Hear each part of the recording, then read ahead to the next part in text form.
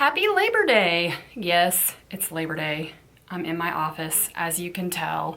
It is, my kids are actually out in the hall, maybe down in the gym. Coach F, I'm sorry, but they might be on the scooters. If they leave anything out, they're in big trouble. We can't bring the dog back up because the dog pooped on the floor and my custodian found it. So the dog is grounded from school trips. So those of you that are like, oh, you're working on Labor Day. All right, look, we're not judging here on this YouTube channel, but we have had a great weekend so far. And when I'm with my kids, I enjoy my kids and I spend quality time with my kids. But they know there is time for work.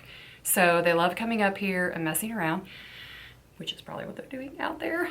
Mrs. Hillenberg, if they're in the library, I'm sorry too. But they're pretty responsible and they will clean up their messes most of the time. So I wanted to just talk a little bit about my teacher workday. And I know these are different everywhere in America, how you are expected to do your workday. Some districts I know plan them.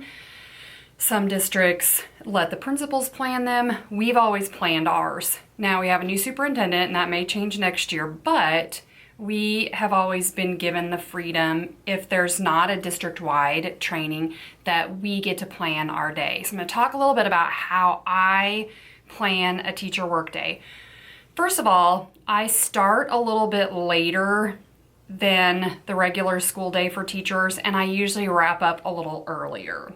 I start later, meaning they have to be here at 8:10 every day. Kids come at 8:20. But I'll start my workshop or whatever I have at 8:30. So that gives them time to get here. And it was so funny because I got here at 7:30 and usually there's a ton of teachers here already at 7:30, but on teacher work day, I don't think anybody showed up in the parking lot till like 7:50 that day, which is totally understandable. But anyway, we started at 8:30 and we wrap up early. So we wrap up around 3 o'clock usually, or 3:30. And my reason for that, one, teachers work extra hours anyway, so I'm not worried about the time. And my notes just fell, so I can't see my notes anymore, so I have to pick them up. So I may have to just look down at my notes. But teachers work plenty of hours, so if we stop early on a work day, I think that's fine. Plus, our usual hours are until 3:50, and we are not in town, so to speak. So if you have errands to run or appointments before 5 o'clock, you're not gonna get those done during the school week. So if there's a day that they can scoot out of here a little bit early, I'm totally gonna do that. So start a little later, finish a little earlier. This time, this particular work day, what we did was, my librarian is amazing, like amazing.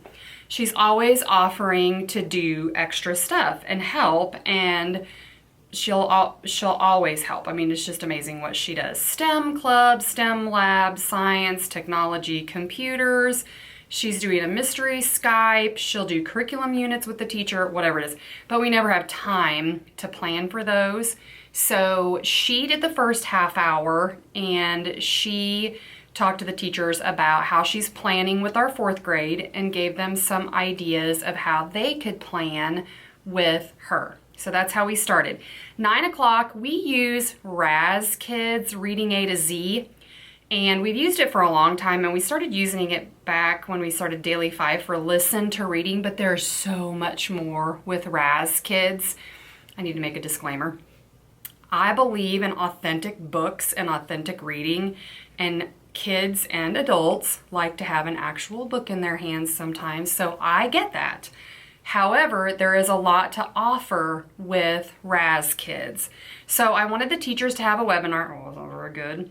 And after the webinar, I gave them work time to work in Raz Kids, because I don't think they realize how much there is in that computer program for them and their kids to use. So our 3rd and 4th grade are one-to-one Chromebooks, so they can really use Raz Kids a lot. But again, let me say, I believe in authentic books and books on your level and good books and all that kind of stuff. And I'm just recording this one this time. So if there's a mess up or if I look weird or sound weird, I don't know what to tell you, because I don't want to edit this and start and stop.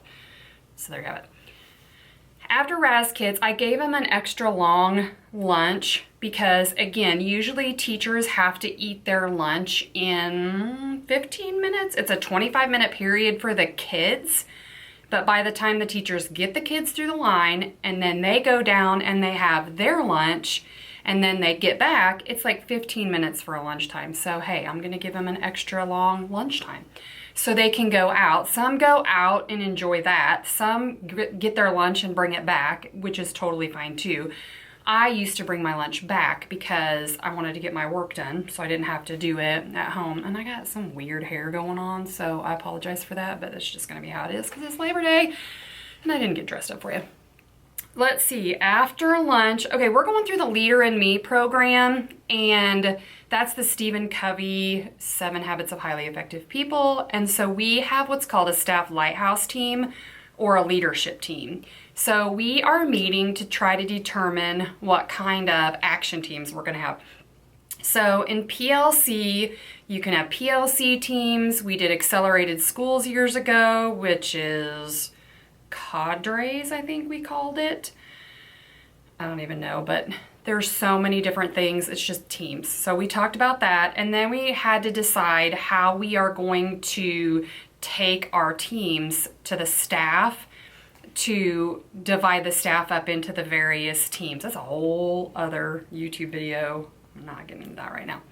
But the staff was sent a form. They get to pick their top three. They get to pick their top 3 teams, and then we're gonna divide them up to put them on teams because we're kind of afraid everybody's gonna pick like the leadership environment where we get to paint and decorate and make the school look all fancy. I would be on that team too. Or they'll all pick the culture team, which is the happy, do all the fun stuff team.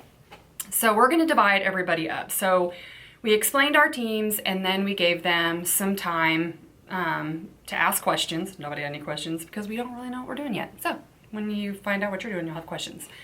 Then we got done a little bit early and teachers could leave, like I said, at 3. A lot of them didn't. I was walking the halls and there were a lot of teachers still in their classrooms just because you like that quiet time of just getting things done. So that's what our work day looked like. I don't know when our next work day is because I just kind of go week by week and I kind of know what's coming up next week, but I don't really think that far ahead. But tonight, since it's Labor Day weekend, I have to get home because we're having barbecue. But tonight I'm doing bedtime stories again. And for all of you that are doing bedtime stories, it is amazing. The kids and the parents loved it when I did it the first time. And I think I'm gonna try to videotape it with my camera while I do the live, either on my laptop or my cell phone. I'm not sure how I'm gonna do the live tonight, but do a live.